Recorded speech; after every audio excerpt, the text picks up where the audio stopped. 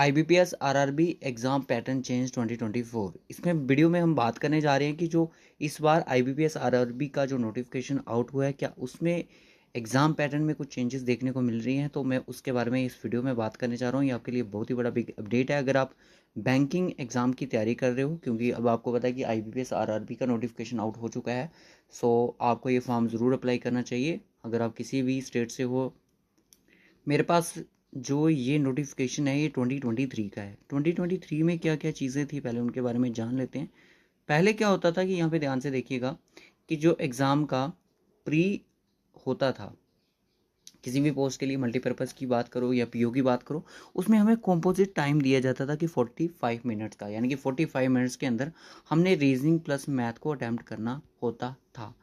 Reasoning और math को हमने इसमें अटैम्प्ट करना होता था। बट ये 2024 का जो नोटिफिकेशन आया है इसमें क्या चेंजेस है। ये जो नोटिफिकेशन है मेरे पास 2024 का, इसमें आप देखो कि कंपोजिट आप 45 मिनट्स तो आपको दिए गए हैं यहाँ पे, बिल्कुल रीजनिंग और मैथ के लिए, न्यूमेरिकल एबिलिटी के लिए। रीजनिंग और न्यूमेरिकल एबिलिटी के लिए आपको दिए तो गए हैं 45 मिनट्स। बट यहाँ पे देख सकते हो कि ड्यूरेशन के आगे यहाँ पे डॉलर का सिंबल बना हुआ है। किसका? डॉलर का।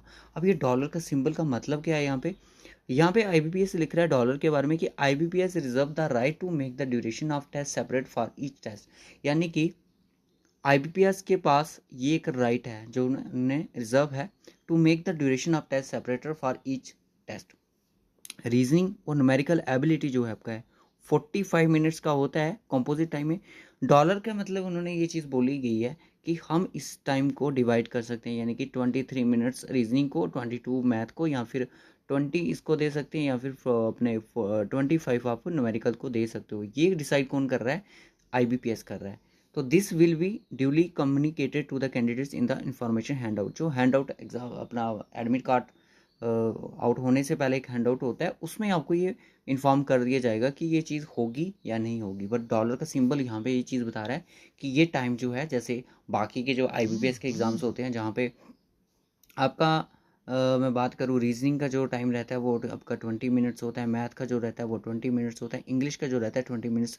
ओवरऑल टाइम जो रहता है हमारा 1 आवर का रहता है। तो यहाँ पे भी ये टाइम जो है 45 मिनट से डिवाइड हो सकता है, ये IBPS कर सकती है।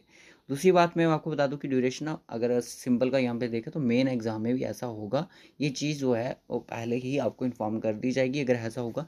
अगर आपकी तैयारी अच्छे से है तो आपको फ़र्क नहीं पड़ता है कि आपका टाइम डिवाइड हो चाहे कुछ भी हो। पहले हम क्या करते थे, 45 मिनट्स हैं, 20 मिनट्स हम रीजनिंग को दे देते थे और 25 मिनट्स हमने क्वांट को दे दिए। कई बार कुछ बच्चे 25 क्वांट को दे देते हैं और रीजनिंग को देते हैं, 20 आप क्वांट को दे देते थे। तो इस तरह से शफलिंग करते थे। कई बार हम क्या करते थे, 15 मिनट्स के अंदर अपनी रीजनिंग कंप्लीट कर लेते थे, बाकी के 30 मिनट में हम अपना क्वांट करते थे। अब ऐसा नहीं होगा। ये चीज़ कितनी सच है कितनी झूठ है, ये जब हैंड आउट आएगा IBPS द्वारा तो उसमें ये चीज़ इन्फॉर्म कर दी जाएगी। तो आप अपनी तैयारी करते रहिएगा, अपनी प्रिपरेशन करते रहो, अपनी प्रैक्टिस जो है करते रहो। सो बाय टेक केयर। हमारे व्हाट्सएप ग्रुप में ज्वाइन होने के लिए, हमारा टेलीग्राम ज्वाइन करने के लिए और हमारा इंस्टाग्राम को फॉलो करने के लिए डिस्क्रिप्शन बॉक्स में आपको लिंक मिल जाएंगे। सो बाय टेक केयर।